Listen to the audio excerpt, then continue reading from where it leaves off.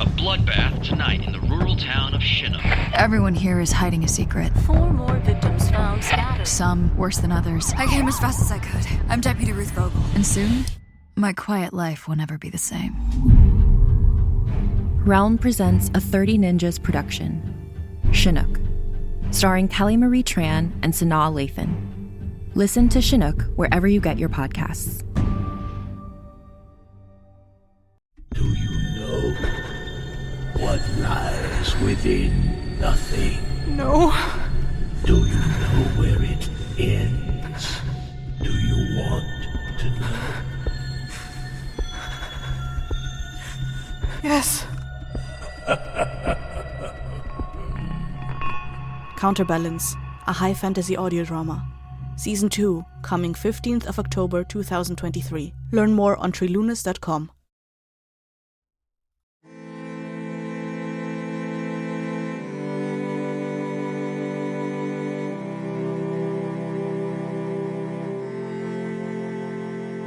Hello and welcome to Vulgar History, a feminist women's history comedy podcast. I'm your host, Ann Foster, and today I've got an author interview that I was so excited to do, and I'm really excited to share with you, and it's with the author Katherine Howe about her new book, which is called A True Account. Technically, it's called A True Account, Hannah Masury's Sojourn Amongst the Pyrates, written by herself, is the full title. And so we're going to explain this in the episode, but the book, it's multi-layered. It's a layer cake of a delightful treat with some really amazing twists that I would never dream of spoiling for you. But so the book itself, it starts off like a historical fiction novel that is told from the point of view of Hannah Masury, who is a young teenage girl who becomes a pirate. So it's kind of like, okay, I'm reading a book that's an oldie-timey type fictional book, first person, about this young woman who is becoming a pirate. But then you come to realize that, like, oh no, this book is actually also about, in the 1930s, there's a person who's a woman who's a professor, and she's reading Hannah's story and she's kind of putting it together. So it's kind of like the two timelines together, and the way that they interact are so interesting. What I want to mention is that if you're a fan of Our Flag Means Death, the gay pirate TV show, which I am, and I know a lot of you are as well, there's definitely connections, because like that draws from history, and this book also draws from history. So she becomes a pirate under the crew of Edward Ned Lowe, who was a character in season 2 of Our Flag Means Death. And we do talk about Our Flag Means Death a little bit in this episode as well, and just kind of the connections of real pirates and how they really were these kind of multi-ethnic, diverse crews of people. Anyway, Katherine Howe. So she writes history nonfiction, and she also writes fiction. So this is like, while it's a novel that's written as though it's itself a historical document in parts, like she really draws from real history. And so a couple things about her is that she's written other historical fiction before.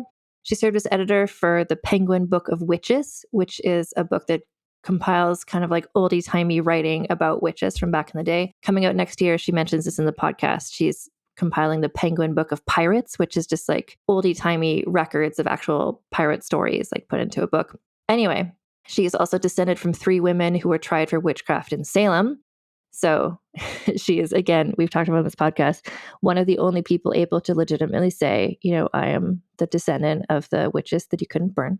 She and her family live in New England, in New York City. And I mean, I'm just going to share the conversation because she explains about the book better than I ever could. And we get into pirate talking, and it's all such a good time. And I do want to say, I recommend this book, as I recommend every book personally that I talk about on this podcast. I read them all. When I have an author on the show, it's because I read the book and I liked it. So you know that that's got my stamp of approval. So if you're looking for instance, this time of year, if you're listening to this, when it first comes out, it's like November. And, you know, people are doing a lot of gift giving for various holidays. And so all the books that I've talked about on the show, I recommend. And if you want to find a list of them, I'll put that in the show notes. But also, if you go to my bookshop.org page, there's a list there of all the books that I've ever mentioned on the show. Actually, I'm just going to see if there's like a cute URL I can give you to see that bookshop. Yes, if you go to bookshop.org/shop/vulgar history, there's a bunch of lists there, including recommended historical fiction that I recommend, all the books by authors who I've interviewed on Vulgar History, and I added a new list there that's the holiday gift guide. So it's books I haven't featured on the show. They're all new books, like 2023. because I always find when I'm giving a present to somebody, I'm never sure what they've read or what they haven't. So I try to always give them like a new book. Anyway, so this holiday gift guide is there. All the books that I've ever talked about on the show are all there. And so, yeah, I just want to make sure that you know when I talk about a book, like that's because I legitimately recommend it. I know people like book recommendations. And so just so you know, that's what every time there's an author on, that's because I super recommend the book. And this one I really recommend. So anyway, please enjoy my conversation with Katherine Howe.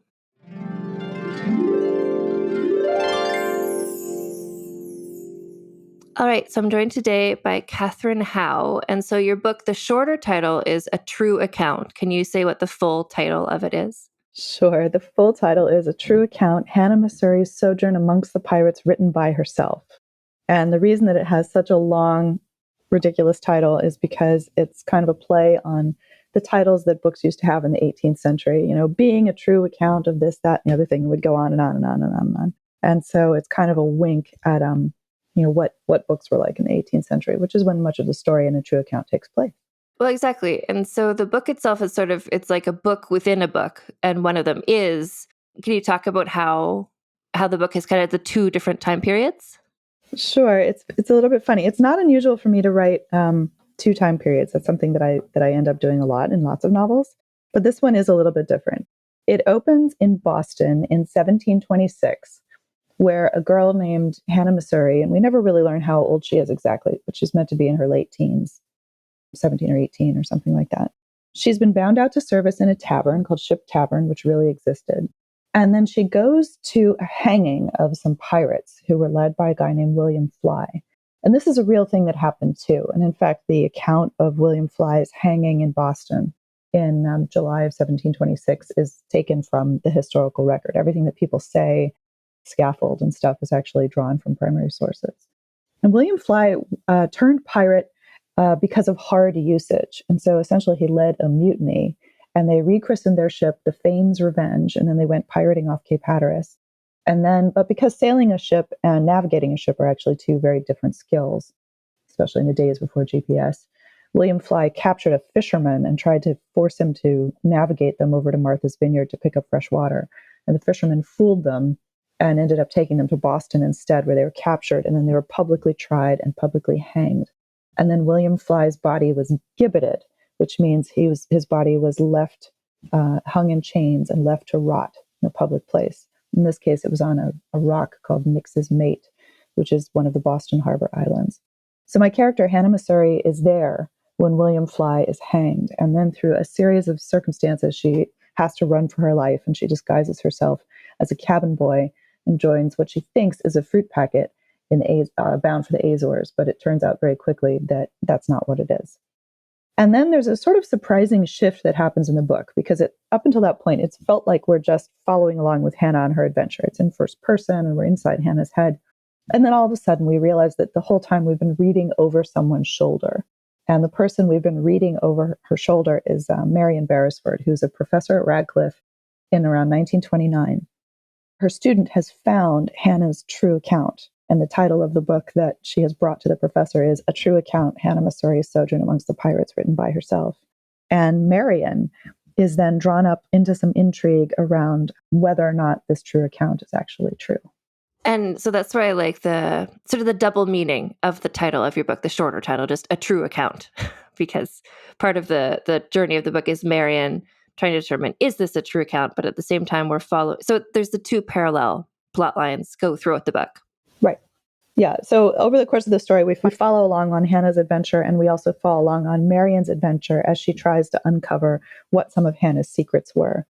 And as someone who is a historian who also writes historical fiction, as you can imagine, I spend a lot of time thinking about, the distinction between what is true and what is not true, what is emotionally true but factually false, which is, of course, all fiction ideally is emotionally true but is factually false. So even though it is a true account, is an adventure story, and it's about women, taking risks and kind of stepping outside the strictures of what their societies tell them they have to do, it's also got kind of perhaps a more meta or literary project at its core as well.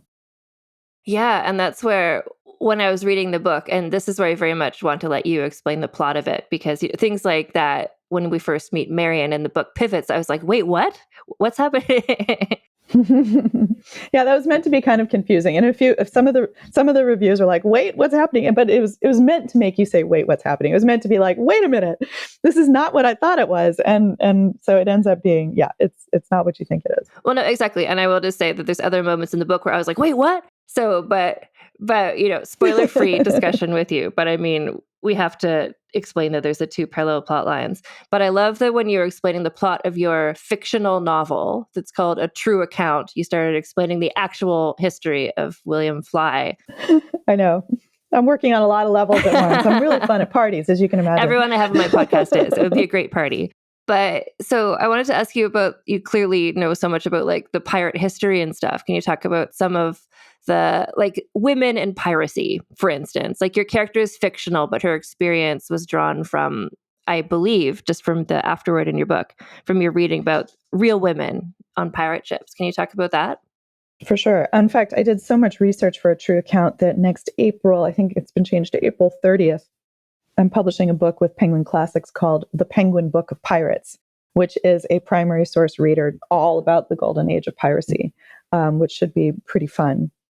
But so yeah, Hannah's story is based in some part on some actual accounts of things that really happened. So one famous instance, there were two women, Anne Bonny and Mary Read, who both ended up in the same, disguised as men and in the same crew with a guy named Calico Jack Rackham.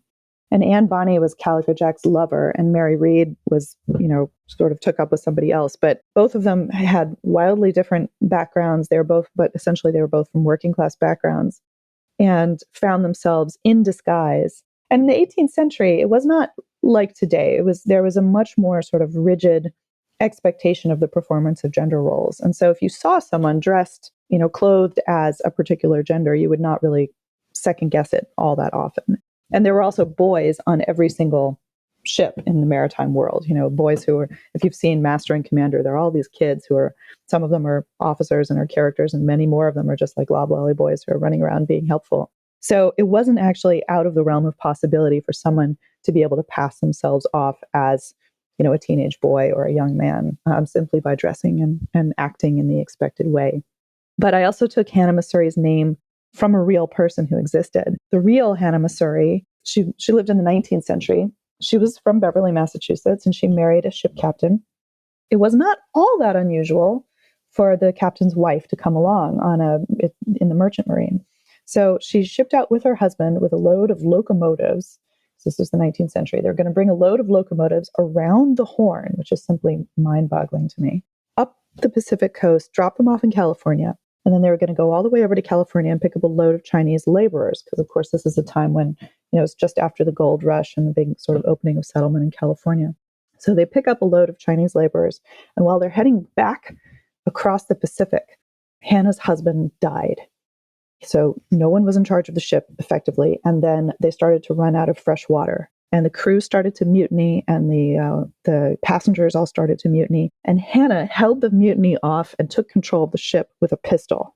And then she hung the flag, their like signal flag or their ensign, upside down off the backstay, and then was rescued by sort of a proto version of the U.S. Navy. After that happened, Hannah sued for her husband's percentage of the ship, and then went back to Beverly and used the proceeds of that suit to buy her own house. And then she lived until she remarried a dentist. She lived quietly.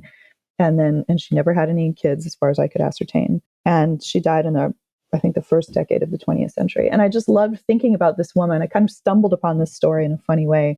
And I loved thinking about this, like, little old Yankee woman, like walking down the street in like 1905. And she'd been around the Horn, and she had put down a mutiny all by herself with just a handgun. Like, it was amazing. And so I thought, oh my gosh, Hannah, you're so badass. So I took her name for my character in the novel. And I hope she forgives me for that. And now the surname is so interesting. There's a couple times in your book where the character Hannah, she says her last name and they're like, Misery? Hannah Misery? Got it. Like, it's such an evocative name. I know. It seemed like such a good pirate name too. Hannah Misery. Well, and then also you've got experience yourself with ships and boats. Boats, not ships, technically. Boats are smaller. I know, it's funny. You wouldn't think you'd have to define the difference, but a ship is big and a boat is small. Okay, so yeah. That's the difference. But yes, my only hobby. I only have one hobby. I'm so boring. All I do is write, and parent. And in my otherwise limited free time, I'm a sailor. And so I like going out on the water. I like bombing around. I like racing. I take my son out on the water. He has his very own monkey fist, which is kind of like a round knot thing that you can like throw over the side and then haul it back. And it's pretty fun. And so, of course, like a lot of sailors, I'm enamored of, stories of daring at sea and things like that. And I've seen Master and Commander too many times and things like that. And so I was really interested in writing a pirate story, because also I feel like one of the reasons that we are so romantic about pirates is because we don't actually know all that much about them. And so as a history person and as a sailor, I wanted to learn a little bit more about what the reality of it was. Well, and I will say, so part of the book, like the part of the book that is the true account, although the book is called The True Account, this is like, there's the levels, like the point of view of Hannah on the ship. Sorry, boat? No, ship. Mm-hmm. She's on boat. A ship. Well, she's on a ship. I've only ever been on boats. I know it's weird. But I mean, I could tell. Well, I mean, just having read about you, I'm just like, you know what you're talking about with the ropes and the whatever. I'm just like, this was written by a person who knows what she's talking about. Hopefully, thank you. Hopefully not too much. So this is actually my second stab at writing a pirate novel. I wrote another one that was set in a totally different place in a totally different time. And it was too ambitious. It was trying to do too many things. And as a result, tragically, it's just fatally flawed. It just doesn't work. And when I was first showing it to my agent and trying to figure out if it was salvageable or not, she said it was too Patrick O'Brien-y, which is to say that it was too. Patrick O'Brien is the guy who wrote the like series of, there's like 20 of them about, which turned into the film Master and Commander, and they are relentlessly technical. I must say, like I love reading them, but if you are not a sailor and if that is not something you're particularly interested in, it's sometimes it can be kind of a slog. And so one of the things I tried to do with Hannah when she like runs away in a boat, but she doesn't know anything. And so we're looking at the story from inside her perspective, and her perspective is of a newcomer. So she starts to figure some things out. She starts to grab a few things, but I try to keep it from being too like relentlessly, tiresomely technical. I will tell the listeners, like, as I've read the book and I was just like, oh, what? Like, my knowledge of any of this is like zero. So I was like, wow, that sounds true. That sounds correct. So, but it was not overwhelming at all. I didn't mean to imply that at all to the listeners. I'm glad to hear it. And it's funny. There have been a couple of remarks from readers here and there, like, typically, so I'm most known for writing fiction about Salem witches. I've written a couple different witch books. My first novel was The Physic Book of Deliverance Stain. I like writing American stories basically about ordinary people who are caught up in really extraordinary circumstances. But I'm really kind of a wimp. I'm like, most of my books are pretty PG-13. Like, there's not really language or much sexuality or things like that. And this book is a little bit different, but it's because, and so there's more violence in this book than in any other book that I've done, but I didn't make any of it up. Like, the violence that appears in the book, which is done by some pirates, is stuff I took from the historical record. It's stuff I took from primary sources, stuff I don't think I could have made up. And so that's one of the interesting things to me about writing historical fiction and like trying to kind of, create a story inside the archive. So if you were a little squicked out, I apologize. I found that so interesting because I think you mentioned that in the afterword of the book as well, that like, this happened here. So, which is interesting. So this is, again, like the book is operating on various levels, but one of them is, so you've got the character Marion in the book is trying to confirm, is this true account actually real? And then they're saying like, well, this really happened and this really happened. So, what they're reading, they're like, yeah, that checks out. But then in your afterward, you're like, this really happened and this really happened. And I'm like, oh, okay. Like the fact checking they're doing is like it's like, it is true because these are facts that you yourself figured out. Can you talk about, because you just mentioned your specialty is like New England and things like that. So just the history of piracy, I guess, like I don't know. So I'm in Canada. I grew up in Nova Scotia where there's a history of privateers and things like that. Sure, there are privateers here too. Nova Scotia has a maritime history that's very similar to New England's, and certainly the the fishing heritage. Like, so there's a guy. I don't think it's too much of a spoiler to say that Hannah ends up finding herself on a pirate ship while she's in disguise. I will say, I think the back of your book, I think it's in the title of your book. Right, of course. Yeah. So it's not a spoiler at all. But she ends up with a real guy who was a real pirate named Ned Lowe, or Edward Lowe. And I do take some liberties with what happens, but many of the things that happen while she's with him are things that really happen to Ned Lowe and his crew. And I don't want to go into too much detail, but like there's one instance where a ship ends up being scuttled, and that actually really happened, like by mistake. It was kind of interesting.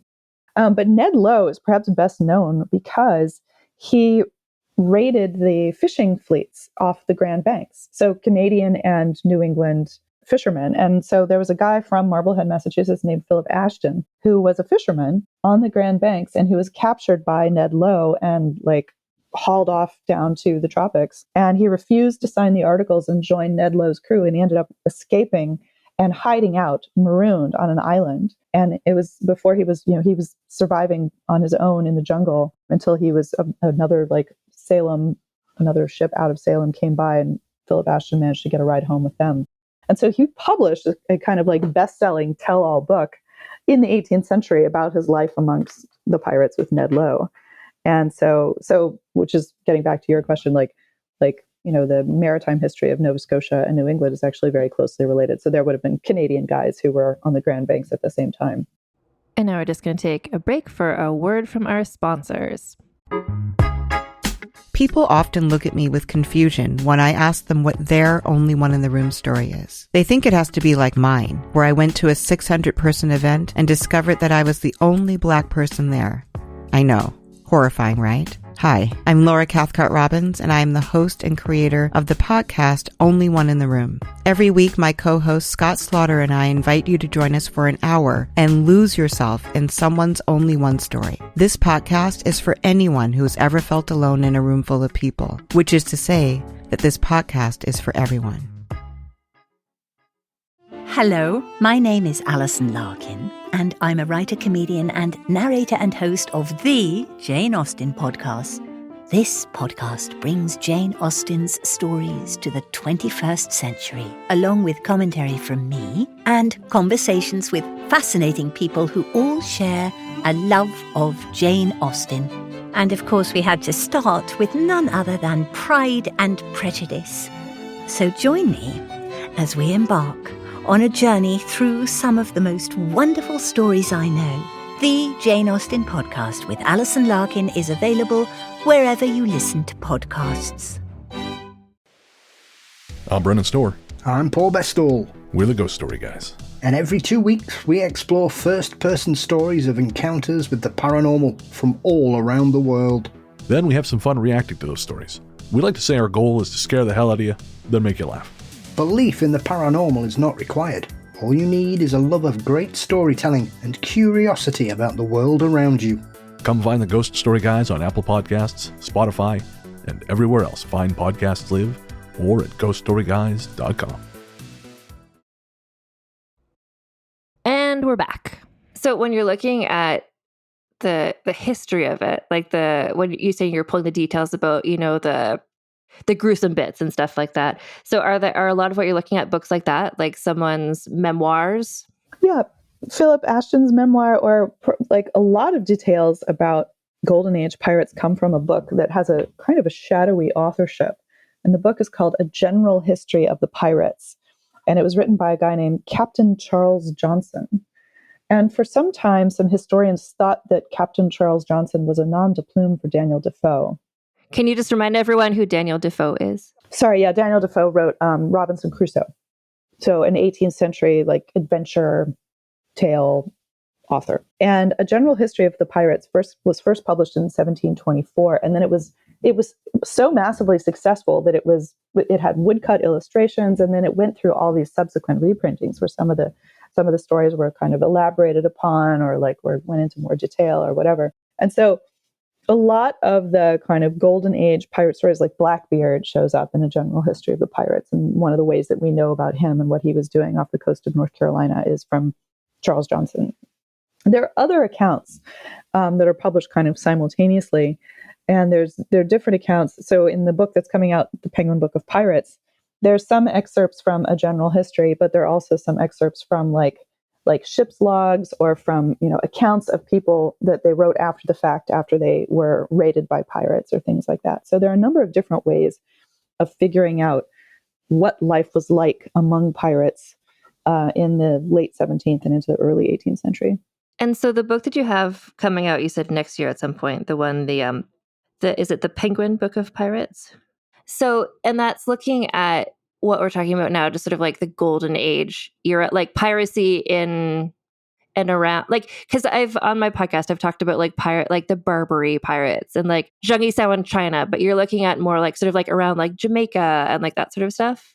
Well, we actually include a little bit about the Barbary pirates on the Barbary coast, and also at least a couple of examples from the South China Sea or from Sumatra. But yes, it starts in the 1500s and it goes up to the beginning of the 19th century. In fact, the last example it looks at is the Amistad, which was an interesting case which was turned into a film. I haven't actually seen the film. The Amistad was in 1839, and it was when a group of illegally enslaved people who had been enslaved illegally in Cuba, were being moved from one place to another. And they took over the ship, they mutinied, and then they ended up being captured off of, I think it was New York, it was either New York or it was Washington, I don't remember. They were captured by the US Navy, and then there was an interesting trial that resulted from it. And the result was because the Spaniards who claimed ownership of them thought that the people should be returned back to them.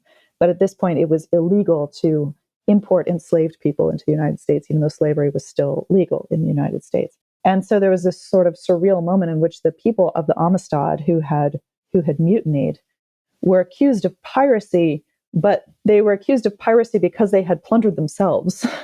They had, because they had like claimed their own value as cargo. And so it's kind of an interesting moment. But yeah, in the Penguin Book of Pirates, I spent a lot of time in the late 1500s through the 1600s and into the beginning part of the 1700s, which was the so-called golden age of piracy in the Atlantic theater.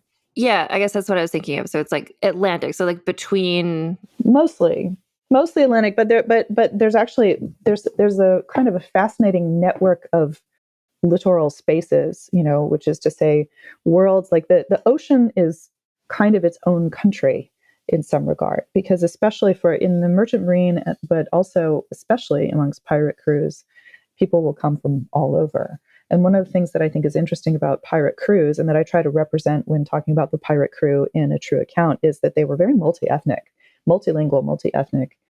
People would come together from all over the world. And so the lingua franca would be anything from English to French to Spanish, to any number of, Western African languages as well. And one of the biggest places in the 18th century for European or Caribbean or North American pirates to land and hide out was actually an island off of Madagascar called St. Mary's, which ended up being kind of an infamous pirate nest, as it were. So to talk about it as being restricted just to the Caribbean is actually kind of a simplification.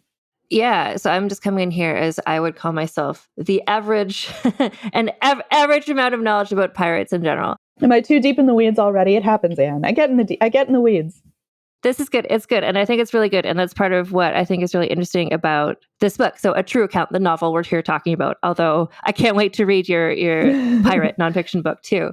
But I think like so much of history, of, I guess you call it like Western history. It's when you think about the movies and stuff, it's just like that multiculturalism is not represented. Oh, it's completely overwritten. If you look at like the Pirates of the Caribbean movies, everybody's white, everybody's the same, and it's simply not accurate. So like on the crew that Hannah joins, just to give you for an example, like Blackbeard, we were talking about before, he was a white guy, but like by the time he was defeated, a third of his crew were black or were men of color. In fact, William Kidd ended up leading a crew of 90.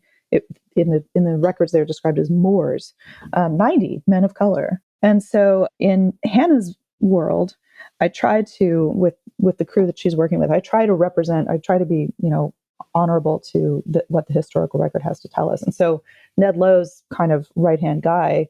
In actual history, he was named Charles Harris, and I still allude to him being named Charles Harris. I don't know what the real Charles Harris was, but in the story, he is a self-liberating man of color. And we never really find out, what his backstory is in a lot of detail, but that kind of backstory is actually not that uncommon for men of color who found themselves turning to piracy. There's also a character who is from what at the time was called Spanish Florida, who had then spent a lot of his time living in the Balize, which was the kind of entry point, the like customs entry point in the Louisiana bayous outside of New Orleans, because New Orleans isn't actually on the Gulf of Mexico. It's like up this network of bayous, and so you had to go through this community called the Balize before you got there. So the crew that Hannah finds herself among are these guys, like many of them are English or North American or what have you, but many more of them are just drawn from all these other oceanside maritime communities, which is more accurate to like what history tells us about pirate crews. So this just leads us to another thing I was just hoping you could explain to everybody why have pirates been why have people been into the romance of pirates for so long? And I think, yeah, well, also just like, and connected to that, it's like the romance and the story of pirates has been around, I don't know, you could tell me, but like since Treasure Island or something. Oh, longer than that. I mean, Treasure Island is interesting because Treasure Island is a 19th century story that is set in the 18th century. But one of the things that I found fascinating when I was researching about pirates is, so a lot of the guys who were active pirates in the like 17 teens and into the 1720s, so like contemporary to the story in a true account, they had been reading broadsides and hearing stories about the previous generation of pirates, the ones who were active in the 1680s and the 1690s, like Henry Morgan was a whole previous generation before that. So one of the things that I found fascinating about pirates is the romance is attached to them almost from the very beginning, and the difficulty of disentangling what is true and what is not true and what is myth happens from the very beginning, which is one of the reasons that a pirate story, I feel like, is so rich for historical fiction. So there's kind of people, that's so interesting that they became pirates, but maybe because they heard the stories about this is what being a pirate is like. And those people, but yeah. Yeah. Well, so here's a funny example. Like I haven't actually seen the show myself, because when I'm writing a novel, I try to kind of keep my head in my own world. But there's a show called Our Flag Means Death, which is about a guy named Stevie Bonnet. Stevie Bonnet was a real guy. But he was also very unusual in how he ended up turning to piracy, because so piracy was punishable by death. So no one in their right, and it was really hard. Like most pirates did not have a long, successful career that then led them to retire and live like a king in Patagonia, as it were. Most pirates were like William Fly. They were under extreme duress, and then they led a mutiny or something, some sort of extremity happened, and then they kind of threw all caution to the wind. And then they had a very short career. Then they were put to death in a public and spectacular way. Well, Stevie Bonnet was unusual because he was a rich guy. He was a enslaver. He was a plantation owner in Barbados. He had everything going for him from an 18th century perspective. But he decided he wanted to be a pirate, even though he had no maritime experience at all, didn't know how to sail a boat. He got all this money together. He bought a boat. He hired the crew. He kitted it out, and he's like, "I'm going pirating." And which is like unheard of, because in the 18th century, most people didn't have any sort of choice over, what direction their lives went. And getting back to an earlier part of your question, like why are we still so romantic about pirates, despite the fact that they were violent and lawbreakers and, often rapists and otherwise, really despicable people? And I think the reason for our romanticization of them is because of the freedom that they represent. They represent this idea of overthrowing all the values that your culture forces you to adhere to, and throw it all over for self-government and self-determination. It's a way of like rejecting the class structure or the class hierarchy that you come from. It's a way of rejecting the legal structure that you come from. Government on pirate ships was by popular acclaim. And so there's some historians who've pointed to it as like a proto-democracy. But one of the things that I think is important to think about is Golden Age piracy represented this like extreme freedom on the one hand, but it was so inextricably bound up with the slave trade, the transatlantic slave trade, the money that was made in it, the movement of goods and services that were part of the trade in enslaved people. So you have this extreme freedom colliding with the most extreme case of unfreedom, and each can't really exist without the other. It's a really contradictory set of things. Actually, so you just mentioned that the governance on pirate ships, and your book does get into this. I hope this isn't a spoiler. I don't think it is. But like you talk about like the fact that ships are like, okay, here's what our rules are going to be. Here's our sort of like, and that it reminded me because again, like the main pirate who I've ever researched was Zheng Yisao in China, and she had this rule like code of conduct, and then you had this in your book too. I'm like, oh, I guess this is a thing, just like pirate, which is great because I think about pirates as this sort of like lawless whatever, but they had their own. They couldn't just be chaos at all times. No, you wouldn't be able to raid another ship if no one was doing their job, or if everyone was too drunk, or things like that. There was actually a pretty rigid, and this is so getting back to Philip Ashton, the guy who was captured by Ned Lowe. He refused to sign the articles. So the articles were the rules by which the pirate crew determined that they would comport themselves, and Philip Ashton refused to sign them, and that meant he essentially refused to join. But it's interesting that that would be the symbolic thing that they had that was necessary. Like they actually still had to have Zhang Yisao was actually, I'm familiar with her. She led an entire coalition. She was kind of in charge not just of a pirate ship, but of a fleet, effectively. And she was part of an organization, a sort of a confederation of other pirate fleet leaders that were active in the South China Sea around the same time. She was active in the early part of the 19th century as well. And also, so there's the rules on the pirate ship, and you're describing sort of the romance of it that even affects people and maybe why they would. So someone like Stede Bonnet, very specific, weird case of a person who chose this life. But like characters like Hannah in your book and lots of people on that ship, like she was in an extreme situation and she just kind of found herself there. She had to run away from her regular life. But a lot of people fell into that, not because like, oh, this will be a fun adventure, but just kind of like, I have no choice. I need to be here. Mm-hmm. Or sometimes they're on a ship that was raided, and then they were given the option to join, like Philip Ashton was, and they decided sure that they would. So there's one moment, Hannah's part of the story, where they see a ship that's French, and they decide to attack it. And a number of things go down on the ship that they attack, the French ship. But two of the guys who were the crew on the French ship end up joining up with the pirates. And at one point, Hannah is reflecting on them that when they woke up that morning, they thought that they were just, regular crew members, law-abiding citizens doing their job. And now look where they are. Now they're, having wine poured down their throats, and their captain's been murdered in front of their eyes. And, their lives have gone in a wildly different direction. And one thing that was fun to think about in writing Hannah in A True Account was thinking about kind of the moral compromises that she is forced to make, because she grew up in Boston in this just post-Puritan moment. She's part of the generation right after the Salem witch trials. And she's uneducated. She's been forced to go to meeting every Sabbath. So she has a lot of kind of biblical references that she makes in the course of her everyday speech or the way that she thinks about the world. But she has a pragmatic approach to her own moral code. And some of that is indicative of or reflective of the lack of power that she had based on her class. Yeah, and there's a collision too of like her class and also being a woman, of just like her opportunities. Mm-hmm. Even the circumstances that led her to be on this pirate ship, that's the premise of your novel. But what would her life have been had she not done that? Like, not great. Like, she had very few options. She had very few options. I mean, she was bound out. She was a girl of all work in a kind of family-run household. And, she would probably have ended up married to some kind of, worker. And she would have, had a passel of children or not had a passel of children, depending on how things go.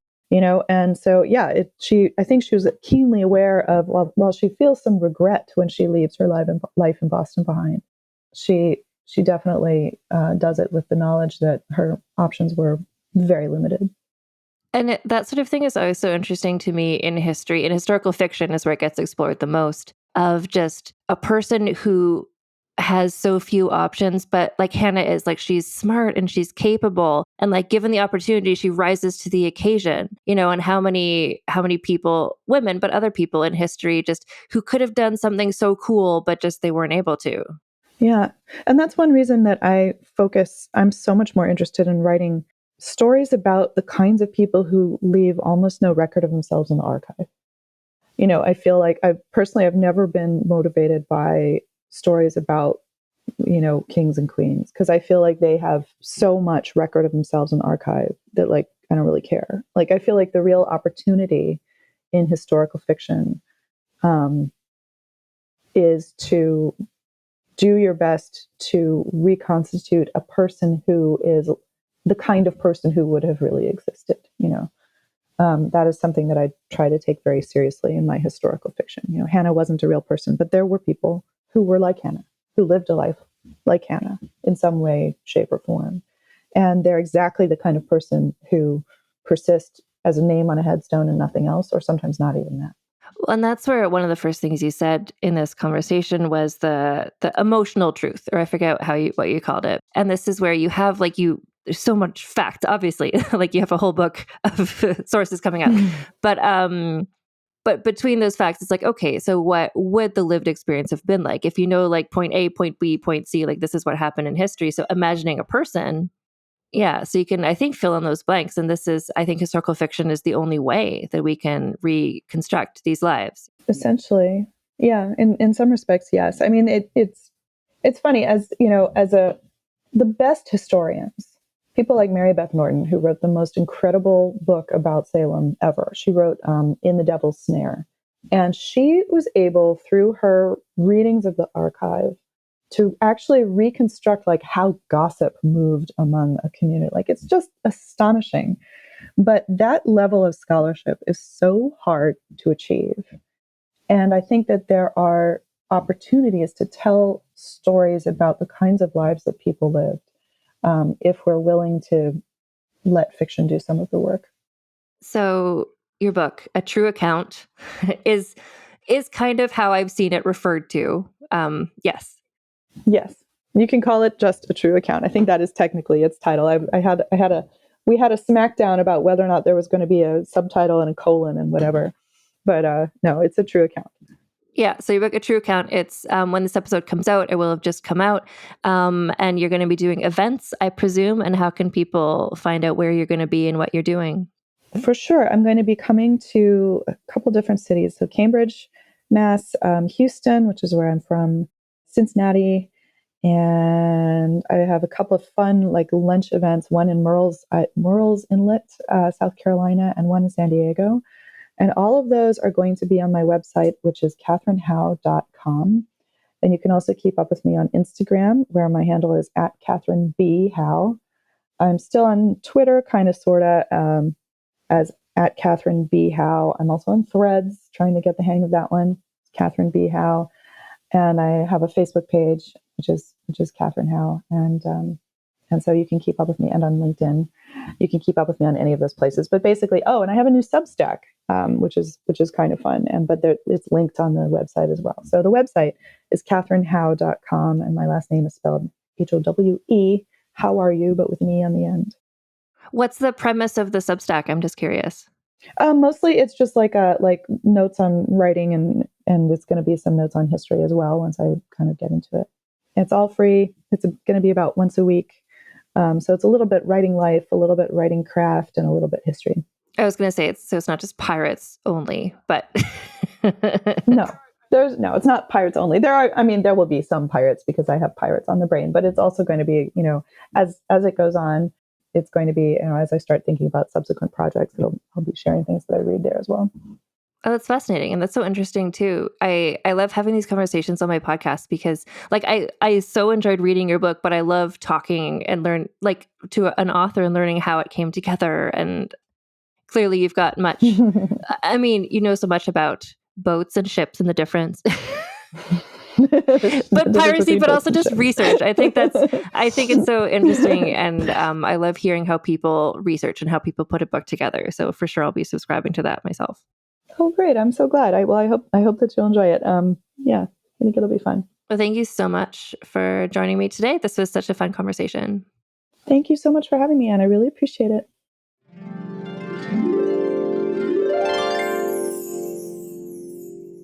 So again, Katherine's book is called A True Account. That's the title that you would find it under. It has a subtitle that makes it longer, but it's hard to remember. So I'll just say A True Account by Katherine Howe. And I would love to know, if you read it, what you think about the various twists and turns in this book. It's a historical fiction novel set in 2 time periods, and then there's also twists on top of that make it so interesting. Anyway, so all of Katherine's information, like if you go to katherinehowe.com, you can get all of her links to social media, her newsletter, etc.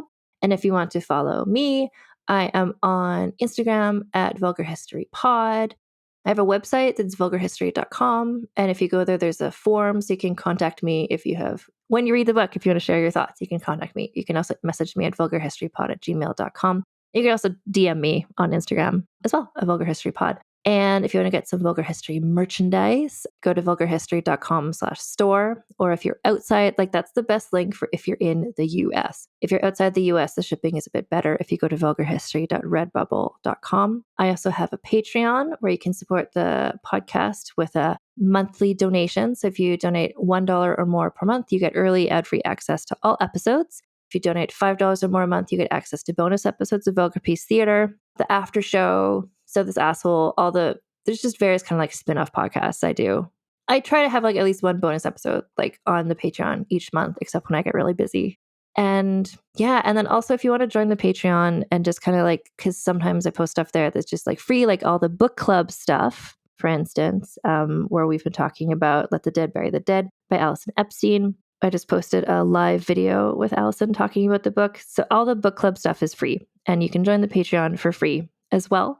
You just choose the free option, and I am working to try to get 500 members of the Patreon. And when I do, I'm going to do a special So This Asshole episode about John Knox. I'm currently at 475 members. So even if you join for free just to bump up that number, I appreciate it. And you can also get transcripts of recent episodes of the podcast at vulgarhistory.com, the newer ones. You click on the episode where you want to find the transcript, for instance, the Mary Queen of Scots stuff, those transcripts are all there. And then Aveline Malik, our partner from the Wordery, has been working kind of backwards. So you can find those there if you prefer, or just in addition to, you like to read podcasts as well as, or instead of listening to them. That's all at vulgarhistory.com. And yeah, gift guides, all those links and stuff. Just look at the highlights on my Instagram. I've got books I'm recommending. I have a gift guide that I posted that's things from small businesses that have tits out flavor. There's a company that has the cat, Mary Queen of Scots' famous cat embroidery. It's a pattern that comes with the what do you call it when you're embroidering? Floss, the string, the thread. Anyway, so you can a kit to make your own kata embroidery, which I think would be an amazing gift for a Tits Out Brigade member, or little dolls or little toys of Mary Queen of Scots and Lola Montez and different things. Anyway, I did a gift guide because I want to help you out. If you and your friends are members of Tits Out Brigade, or if you just want to give a gift to somebody that will confuse them because they're not yet a member of the Tits Out Brigade, that's all there. Including, just for the Christmas season, I'm joining Cameo, which is a place where you can pay, I think it's $10, and I'll record a little video saying what you want me to say. So you could send a little video of me to your friend, if that's the thing you want. Anyway, thank you so much for listening to this podcast. And until next time, keep your pants on and your tits out. Vulgar History is hosted, written, and researched by Anne Foster and edited by Christina Lumagi.